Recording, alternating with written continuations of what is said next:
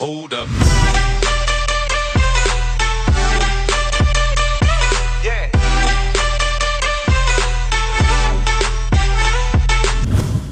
Yo, what is going on, guys? I'm FlipArtz Kurt, and welcome back to the channel. And in today's video, we're going to be doing another test here, or another Mythbusters episode, if you will. And in today's test, me and my homie Yankee are going to be testing out if you can survive a De-Atomizer strike while using the phase shift payload from the FTL combat ring. Now, for those of you that don't know, the phase shift payload or the phase shift ability allows you to essentially slide into another dimension in the same match. When you activate the phase shift ability or the phase shift payload, all enemies and your teammates around you will disappear, as well as you will disappear in front of your teammates and your enemies. And during this time, you can freely move around the map for about 3 to 4 seconds without any interruptions, and you can place yourself in a position you think would help you out the best, whether it's using the phase shift ability to run away from a tight situation like a bunch of enemies shooting at you and you're about to die. You can use the phase shift ability to escape and run as far as you can before the timer runs out, allowing you to regain your health and plan your next move from there, or strategically place yourself somewhere behind enemy lines so you can go in for the flank unnoticed and take out enemies from behind to give you and your team the upper hand. Now, like I mentioned, phase shift puts you in a different dimension, so with that in mind, theoretically, if an enemy player calls in a De-Atomizer strike during your match, we could call that world 1, so by phase shifting to another dimension, we could call that world 2.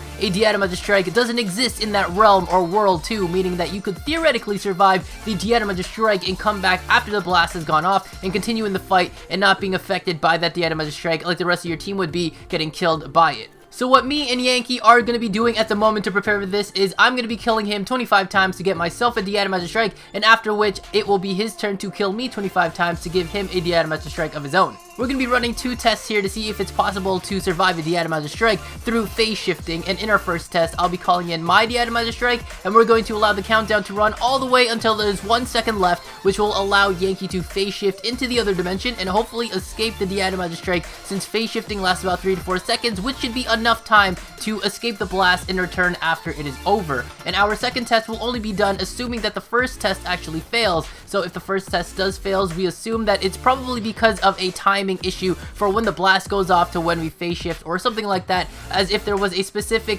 second down to a T to when you actually have to activate the phase shift to survive the De-Atomizer strike. So in our second test, Yankee will activate his De-Atomizer strike, and we're going to let the timer go all the way down to 0, and when it hits 0 for the De-Atomizer strike, there's still going to be those couple of few seconds where there is slow motion before the strike actually hits and everyone is supposed to die, and at that point of where the slow motion is going to begin, I'm going to activate my phase shift in hopes that try to get the timer down to a T where when the strike goes off, it will not affect me as I will be in my phase shift dimension. Now, at this point in time, both me and Yankee both have our De-Atomizer strikes ready and available to use, so we will first start off our first test. Here, I'll be calling in my De-Atomizer strike and waving Yankee a goodbye. And at 1 second mark here, you'll be able to see that Yankee will start to activate his phase shift and vanish. And you can see at this point, in his point of view at the top right of the screen, that unfortunately, as you can see, that the De-Atomizer strike does go off and Yankee does end up falling victim to the De-Atomizer strike, even though being in phase shift dimension.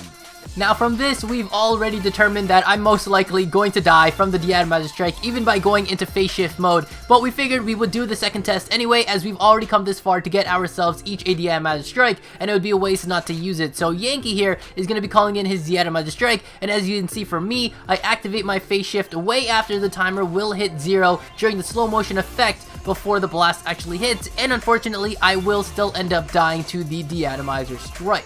So with this, we can determine that unfortunately there is no way to counter a De-Atomizer strike, as well as there is no way to survive a De-Atomizer strike, which can be both a good thing and a bad thing. A good thing because if you earn that De-Atomizer strike through long and hard work throughout the match, trying to get this and earn it without camping or being in one spot or anything like that, and you really deserve this De-Atomizer strike, you have absolutely all the rights to calling it in and earning those mass amounts of kills against your enemy team. But a bad thing because if someone did end up camping in one spot or glitching the map to get themselves a De-Atomizer strike, which did happen to me in a good number of instances, however I was lucky enough to kill them from their glitch spots before they could actually reach the De-Atomizer strike, it would be a terrible experience to be hit by an enemy's De-Atomizer strike that they camped or glitched the map for, being an unfair way to earn one and obviously not a legitimate De-Atomizer strike and even a potential win for their team. So being able to destroy before it would be able to get dropped in, it would be a great way to stomp their dreams and show them that camping wasn't worth the trouble and you would be losing your De-Atomizer strike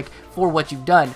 But of course, this wouldn't be something that would ever come into the game, so don't worry about it, you can't prison glitchers. If it's the only way that you guys know how to get one, then go for it and get your special ops challenge done, or to earn your very first one ever and never do it again. So that is going to be about it for this video, guys. Unfortunately, again, you cannot survive a De-Atomizer strike with the phase shift ability in Infinite Warfare, but hopefully you guys did enjoy this video, and if you did, please drop a like on this video, and if you haven't already, consider subscribing because I'll be uploading amazing videos like this and more, and you won't want to miss out on any of those uploads, as well as go and check out Yankee's channel. There will be a link down in the description below to his YouTube channel as well. Thank you guys again for watching one more time, and I will catch you guys next time. So later days, and peace out.